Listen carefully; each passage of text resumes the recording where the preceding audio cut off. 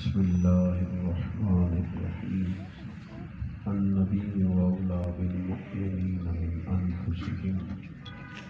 صدق الله العظيم وصدق رسوله النبي الكريم الأمين، ونحن على ذلك لمن الشاهدين والشاكرين، والحمد لله رب العالمين. إن الله وملائكته يصلون على النبي يا أيها الذين آمنوا صلوا عليه وسلموا تسليما.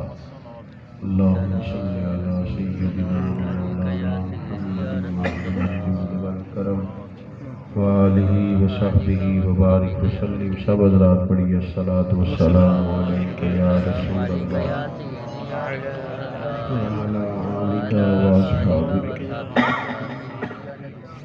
حمد و صلاۃ کے بعد انتہائی عزت و تکریم کے لائق حضرات، علماء، مشائخ اور سادات، بڑے ہی قابل صد احترام دوستوں، بھائیوں اور بزرگوں، آج کی یہ خوبصورت محفل پاک، آپ اس کی غرض و غایت ہمارے بھائی سے سماعت کر رہے تھے.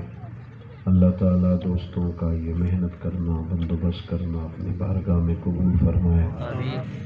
میری کچھ دنوں سے طبیعت اوپر نیچے ہو گئی تو کچھ پروگراموں کی ترتیبیں بعض جگہ معذرت ہوئی، بعض کے وقت تبدیل کرنے ہوئے. ان دوستوں کو بھی تھوڑی اس لحاظ سے دشواری ہوئی. امید ہے کہ اللہ تبارک و تعالی ہماری کوششوں کو، کاوشوں کو اخلاص کا جذبہ عطا فرمائے گا، اور پھر اس اخلاص کی برکت سے اللہ تعالیٰ قبولیت بھی نصیب فرمائے گا. چند ایک گزارشات آپ کی خدمت میں عرض کرنی ہے.